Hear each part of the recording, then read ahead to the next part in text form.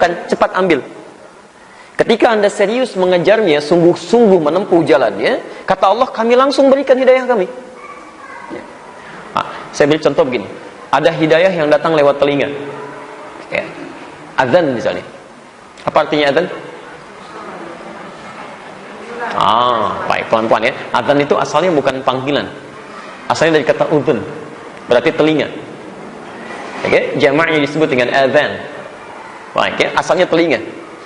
Kenapa azan disebut dengan azan? Karena lafaz ini ditetapkan oleh Allah Subhanahu wa taala akan selalu didengar oleh orang yang masih punya pendengaran, masih punya telinga. Oke. Masya Allah, ibu dan bapak sekalian, kalau secara fikihnya azan itu kan panggilan salat ya. Secara bahasa disebut dengan azan ya, bermakna telinga dari kata udhun. Secara fikih kenapa disebut dengan panggilan? Karena panggilan ini sampai kepada orang yang masih punya telinga, punya pendengaran. Baik. Yang paling menarik, kami pernah lihat amati gitu ya, beberapa siklus azan termasuk sampai di Indonesia. Saat kami di Timur Tengah itu, kalau Mesir selesai azan, Libya azan, Libya selesai azan, Tunisia azan, Tunisia selesai azan, Maroko azan, terus Aljazair azan, nyebrang sedikit ke Italia, Prancis, Spanyol. Ternyata setelah diteliti itu 24 jam lafaz azan itu tidak pernah berhenti. Anda tidak percaya silakan, dekat-dekat sini nih, selang-selang semenit ini azan, itu azan, itu azan, itu azan, terus 24 jam. Baik, azan secara fikih panggilan solat, artinya yang dipanggil orang solat kan? Kalau Allah berkehendak, lafaz ini bisa saja Allah perdengarkan pada orang yang ingin solat saja, tapi tidak hanya orang solat, semua diperdengarkan.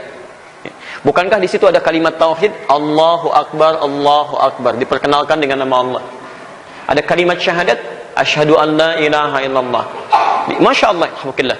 Mohon izin ya, jangankan yang muslim yang mau sholat, yang non muslim pun dengan lafaz adzan diperdengarkan kalimat Allah. Dan tidak sedikit orang yang mendengar adzan, dia mendapat hidayah, menjemputnya dan masuk Islam. Tapi mohon izin, mohon maaf, ada orang-orang yang sudah masuk Islam, mendengar adzan, dia nggak respon. Kata Quran di telinganya ada sumbatan tuh. Quran surah ke-6 ayat ke-25. Wa fi adzanihim waqra. Ada orang yang di telinganya ada sumbatan. Ini masjid. Masya Allah. Ini rumah dia, sampingan begini. Masya Allah. Orang yang jaraknya jauh dari masjid, mendengar adzan, dia bisa jalan kaki. Padahal sepeda aja nggak punya. Sepeda nggak ada, motor nggak punya, mobil tidak ada. Dia bisa jalan kaki. Yang ini, samping masjid, tetangga masjid, jaraknya luar biasa dekat, motornya ada, sepeda ada, mobil ada, susah. Ada yang tidak tembus tuh. Jadi ibu dan bapak sekalian, pelan-pelan adzannya diperdengarkan, tapi tidak semua orang yang dengar adzan bisa merespon dengan cepat. Jelas di sini? Ada petunjuk yang pertama, ada yang datang lewat telinga, kan? Saking sayangnya Allah, mohon maaf, ada yang kemudian telinga nggak bisa dengar, diperlihatkan lewat mata. Jadi ada hidayah yang sifatnya datang lewat mata. Teman-teman datang ke masjid ini, tiba-tiba Masya Allah, lihat anak-anak kecil, padahal sebagian mereka belum baligh, kan? Ada yang masuk ke masjid, ada yang langsung salat, ada yang salat duha, ada yang tahiyatul masjid, kan? Masya Allah. Jadi bahkan ada orang yang saat dengar adzan pun tidak ke masjid, saking sayangnya Allah ditunjukkan juga. Lewat pandangan matanya. Dari orang dewasa sampai anak kecil. Tapi ada yang pandangannya terhalang, dia nggak mau ambil juga, gitu kan? Padahal sudah diperlihatkan. Baik, jadi sifatnya kalau sudah ditunjukkan oleh Allah, itu cepat diambil. Tapi nanti ada orang-orang yang saat ditunjukkan, dia tidak bisa meresponnya, karena pandangannya terhalang. Misal ada di Quran, surah kedua, Al-Baqarah, ayat ke-7 itu. Itu yang paling gampang ya, posisi paling kanan sebelah atas. Khatamallahu ala qulubihim, wa ala sam'ihim, wa ala absarihim ghishawah. Jadi sifat hidayah itu kalau sudah diberikan, cepat jemput. Surah kedua Al-Baqarah ayat ke-7, posisi paling kanan sebelah atas. Baik, jadi teman-teman sekalian, sekali lagi ya, kalau ada orang mengatakan, saya pernah sekolah Islam misalnya kan, tapi saya belum dapat hidayah aja. Bukan belum dapat hidayah. Anda diberikan hidayah, tapi Anda nggak ambil. Kurang apa lagi Allah membimbing Anda untuk mendapatkan hidayah? Dimasukkan ke sekolah Islam, mengetahui orang-orang Islam, mengetahui orang baca Quran. Apakah dengan semua itu belum cukup juga untuk memberikan Anda untuk mengambil semua itu, kan? Ini poinnya bukan karena persoalan dapat atau tidak, tapi mau atau tidak mengambilnya. Itulah hidayah. Baik, pelan-pelan. Sekarang taufik. Saya tidak perlebar lagi ya, karena ini bukan materi kita, hanya untuk menerangkan saja dan fungsi masjid kita sekarang. Taufik itu lebih kepada bimbingan Allah. Ya. Kalau tadi baru petunjuk, ya, sekarang bimbingan Allah.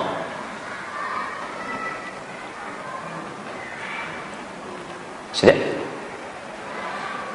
Yang mengantarkan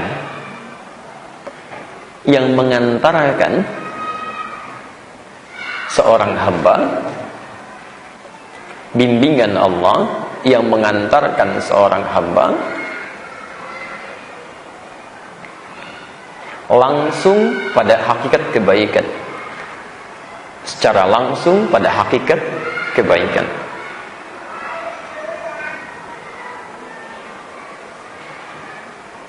Baik, sudah. Baik, Bapak Ibu sekalian, saya beri gambaran gini ya.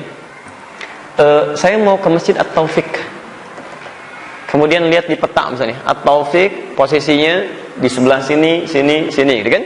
Cempaka Putih Timur, gitu kan? Di Cempaka Putih Timur 6, sampingan dengan yang 4, gitu kan?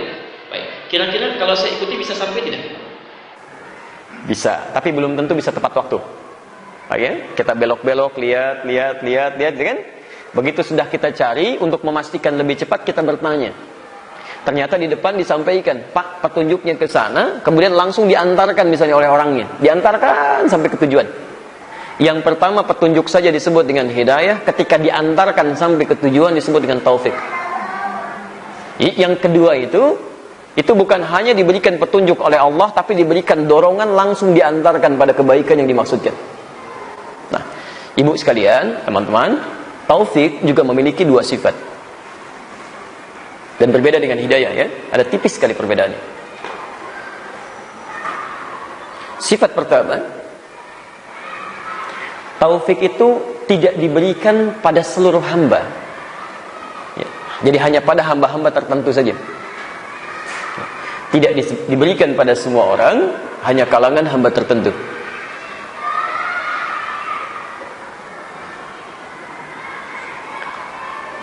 Sifat yang kedua, saya ulang, sifat yang kedua, bila sudah diberikan, jangan sesekali ditinggalkan karena tidak mudah lagi untuk meraihnya. Jadi kalau Anda sudah mendapatkan taufik, jangan sekali-kali Anda tinggalkan, karena untuk mendapatkannya lagi itu tidak mudah ya, butuh motivasi lebih kuat lagi.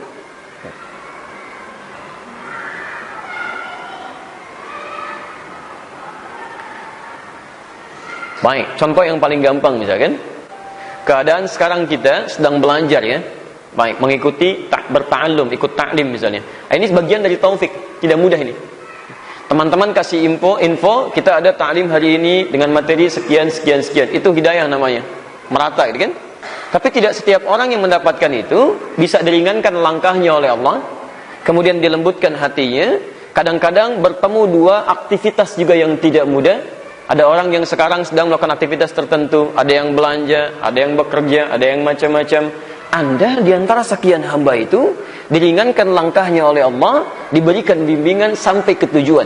Nanti kita akan lihat di antara hadis Nabi bahkan spesifik memberikan keistimewaan yang lebih.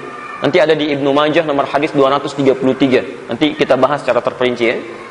Teman-teman sekalian, ketika Anda sudah berada di rumah Allah ini, ditempatkan, didudukan, bahkan mengikuti suasana belajarnya, itu bukan hidayah lagi, itu taufik ya.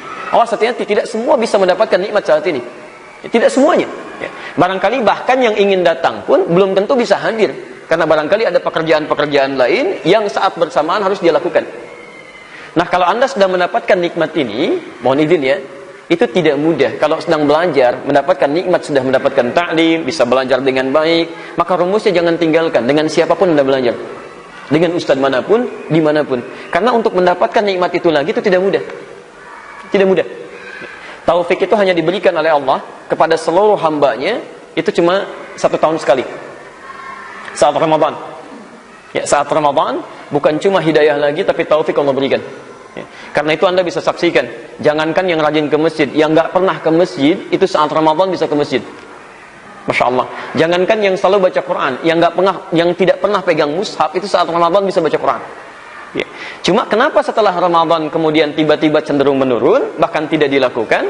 Sebetulnya bukan Ramadannya usai, Karena kebiasaan yang sudah diberikan ditinggalkan, sehingga ketika ditinggalkan sulit lagi menghadirkannya, mesti nunggu Ramadan berikutnya. Ya, jelas di sini? Baik, karena itu mohon izin, kenapa masjid ini salah satunya diberikan nama dengan At-Taufiq? Wallahu a'lam bagaimana pendirinya menginginkan sesuatu itu dimaksudkan. Tapi dari nama ini seakan-akan ada isyarat. Kalau Anda pernah sholat berjamaah di masjid ini, maka pertahankan nikmat berjamaah itu, karena tidak mudah menunaikan sholat seperti itu lagi. Kalau Anda pernah baca Quran di masjid ini, maka pertahankan bacaan Quran itu, karena tidak mudah menghadirkan waktu untuk bisa baca Quran lagi. Kalau Anda pernah berzikir di masjid ini, maka pertahankan nikmat zikir itu, karena tidak mudah untuk mendapatkan situasi zikir lagi. Karena itulah setiap masuk ke Masjid At-Taufiq ini, Anda melakukan kebaikan, ada pesan di situ. Pertahankan kebaikan itu, praktekkan dalam kehidupan kita dimanapun kita berada. Jelas pesannya?